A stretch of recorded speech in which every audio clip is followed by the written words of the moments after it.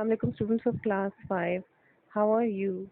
Students, welcome to the 14th lecture of SST.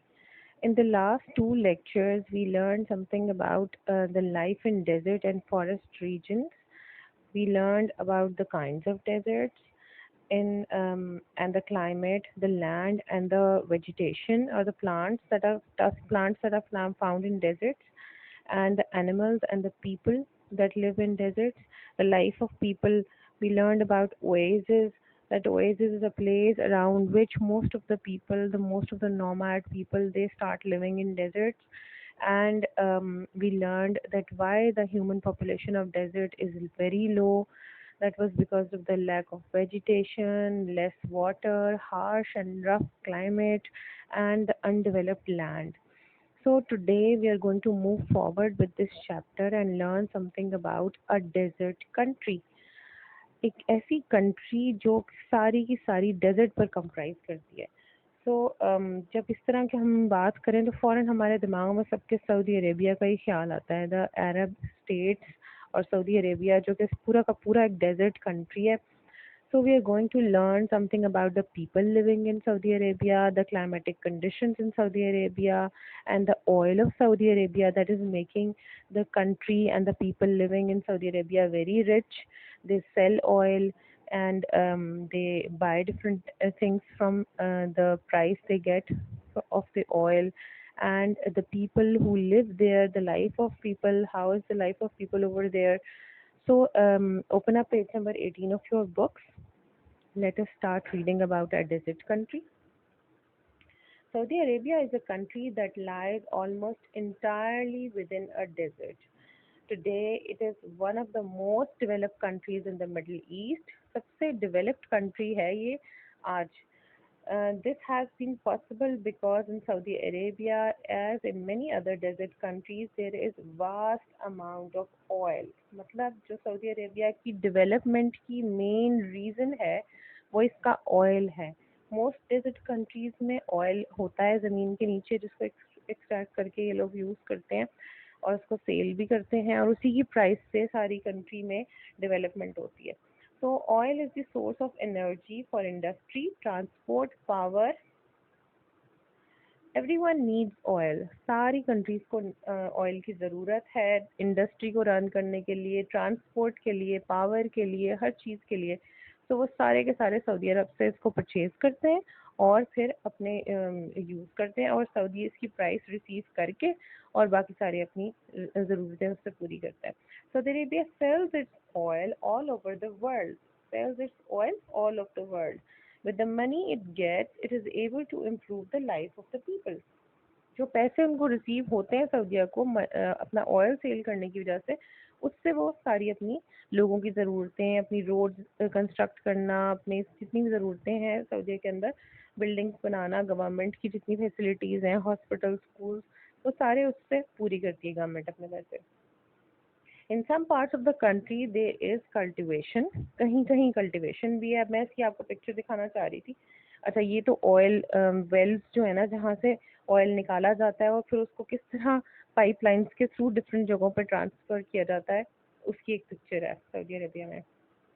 Okay ji, cultivation start हो गई है Saudi Arabia में. इन एक ग्रीन हाउस टाइप बनाया जाता है जिसमें अच्छा इन्वायरमेंट दिया जाता है फर्टिलाइजर्स डाल के, क्योंकि आपको पता है डेजर्ट कंट्री में तो सारी सैंड होती है, उसमें तो सिर्फ टफ प्लांट्स लग सकते हैं, इस तरह की कल्टिवेशन नहीं हो सकती वेजिटेबल्स फ्रूट्स की. तो लेकिन अब इन्होंने थोड़ी सी सूटेबल इन्वायरमेंट दे के और कल्टिवेशन स्टार्ट करी है कि कुछ थोड़ी सी ज़रूरत अपने लोगों की खुद भी पूरी कर रहे हैं सऊदी अरेबिया में. तो इस तरह के हाउसेस टाइप बनाए जाते हैं और उसके अंदर उनको सूटेबल एनवायरनमेंट दी जाती है. इतना गर्म टेम्परेचर ना है. सऊदी अरब जो है हमारी इक्वेटोरियल कंट्रीज़ में आती है जो थ्रू आउट द ईयर गर्म रहती हैं. तो उनको प्लांट्स को इतनी गर्मी की वजह से तो प्लांट्स भी ख़राब हो जाते हैं. हर प्लांट के लिए डिफरेंट एनवायरनमेंट चाहिए होता है. और इस तरह के ना प्लास्टिक बैग से कवर करके और एक इस तरह का ग्रीन हाउस टाइप बनाते हैं और उसके अंदर फिर ये डिफरेंट वेजिटेबल्स और इनकी चीज़ों की प्लांटेशन होती है. अच्छा जी, where the land is fertile, there is no large rivers in Arabia, but only seasonal streams. कोई बहुत वहाँ पर सऊदी अरब में रिवर सिस्टम नहीं है, बिल्कुल फ्रेश वाटर तो है ही नहीं. सीजनल स्ट्रीम्स हैं कहीं कहीं. Water from underground sources is pumped up and distributed.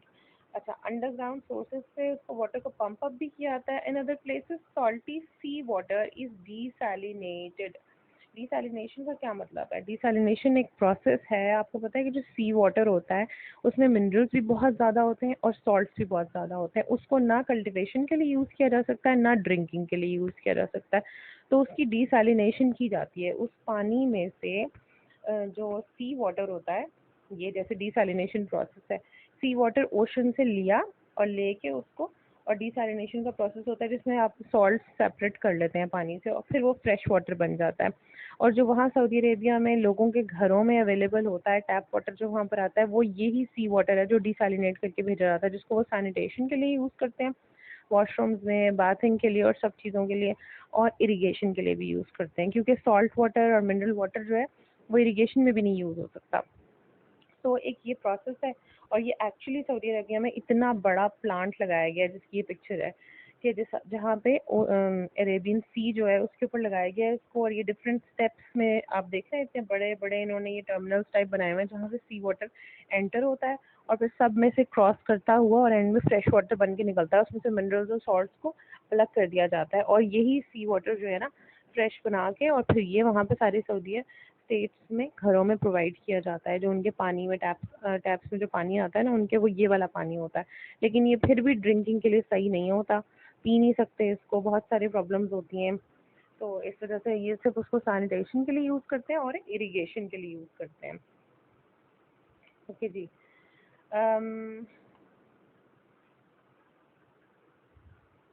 Waste water is also recycled and used for sanitation and irrigation. जितना वहाँ पे वेस्ट हो जाता है वाटर उसको भी ये लोग यूज़ कर लेते हैं सैनिटेशन और इरिगेशन के लिए. इसी तरह डिसैलिनेशन के प्रोसेस से या किसी तरह उसको फ्रेश वाटर बना के. ओके जी, now come to the next page, that is page number 19. Working in a desert country. अब वहाँ पर जो लोग काम करते हैं, आपको पता है इंटरनेशनली लोग इधर और उधर से सारे मुल्कों से सऊदी अरब की तरफ खिंचते हैं क्योंकि वहाँ पर इकोनॉमिक डेवलपमेंट बहुत ज़्यादा है, वहाँ पे टूरिज़्म बहुत ज़्यादा है और वहाँ पे ये मक्का मदीना के पिलग्रिमेज सिस्टम की वजह से सारी दुनिया से लोग उम्रे हज के लिए जाते हैं. तो वहाँ बिजनेसेस बहुत फ्लरिश करते हैं. इस वजह से सारी दुनिया से, मुस्लिम कंट्रीज से और नॉन मुस्लिम कंट्रीज से भी लोग बिजनेस पॉइंट ऑफ व्यू से भी वहाँ जाते हैं. लेकिन क्योंकि वो एक डेजर्ट कंट्री है तो working in desert is uncomfortable. It is very hot. Food and other goods have to be bought from distant places. There are few trees to provide shade. There is little environment and little entertainment. Traveling from one place to other is mainly by road and not always easy. गर्म environment बहुत शदीद होता है और सब जगह बहुत अच्छी roads available नहीं है within cities. So it's not easy. Traveling इधर उधर सऊदी अरेबिया में is easy नहीं होती. However, one can also travel by air between cities. मतलब by air ज़्यादातर लोग travel करना पसंद करते हैं क्योंकि बहुत गर्मी होती है वहाँ पर. In Saudi Arabia, the oil companies have set up well-equipped and comfortable housing colonies for modern facility with modern facilities for their workers. अच्छा, हाउसिंग फैसिलिटीज़ जो है ना, ये जिस तरह मैंने आपको पिक्चर एक दिखा रही हूँ, ये बहुत बड़ी बड़ी सोसाइटीज़ टाइप बना ली हैं इन्होंने सऊदी अरब में ने, जहाँ पर पानी, बिजली, हर तरह की फैसिलिटी प्रोवाइड करके अपने वर्कर्स को वहाँ पे ये लोग सेटल डाउन कर लेते हैं और फिर लोग इधर ही रहते हैं और इनके लिए काम करते हैं ऑयल जो है ना एक्सट्रैक्ट करने में और उनको ट्रैवल करवाने में, इधर से उधर कंटेनर्स फिल करके और पाइपलाइंस के थ्रू जाने में. तो जितना इनका वर्किंग स्टाफ होता है ना, जितने लोग वहाँ काम कर रहे होते हैं कंपनीज में, वो यहीं कॉलोनीज में ही रहते हैं. Okay. Today, some desert countries such as Saudi Arabia are very rich. बहुत ज़्यादा अमीर हो गए हैं अपने ऑयल की वजह से basically. Small villages have grown into large cities. Many modern air-conditioned hostels, hospitals, schools, offices and factories have been built in these cities.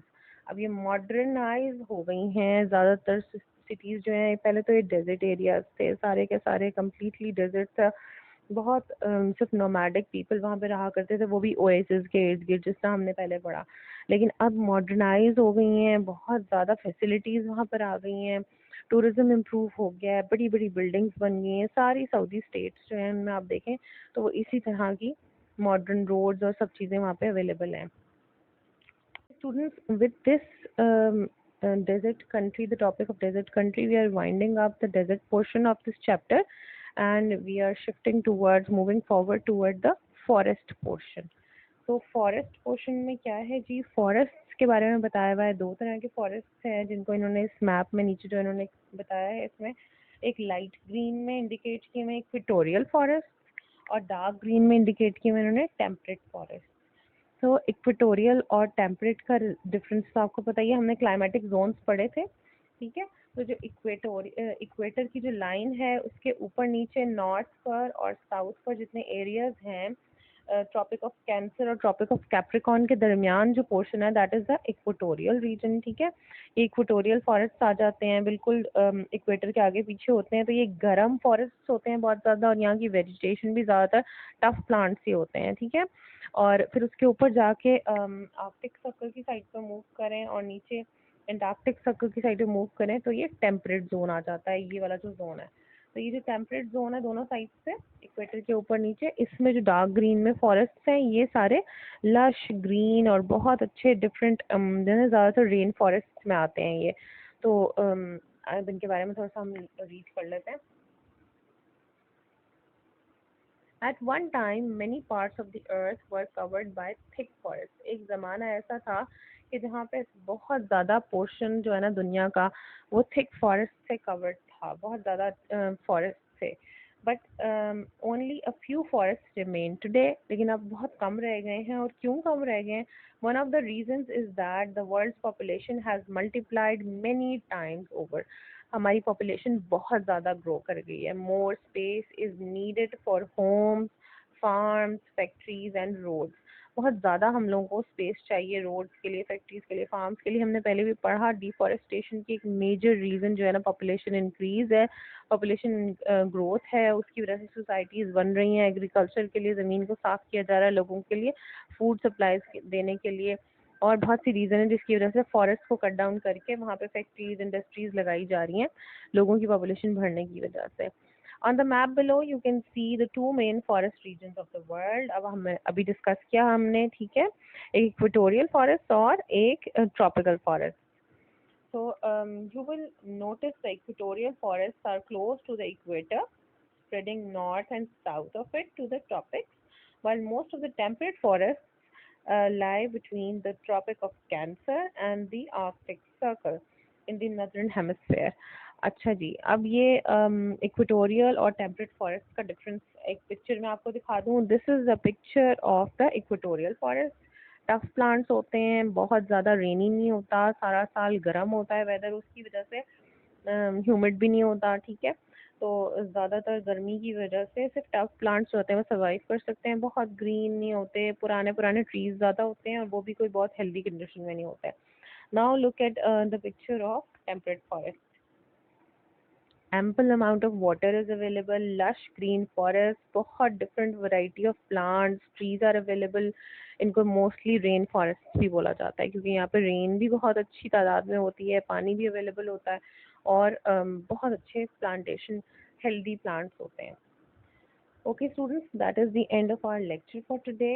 Your home assignment is question number 4.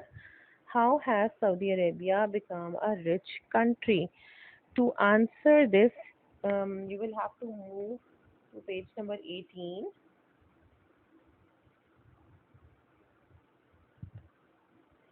And this paragraph will give you the answer of how has Saudi Arabia become a rich country. किस तरह बन गया rich country?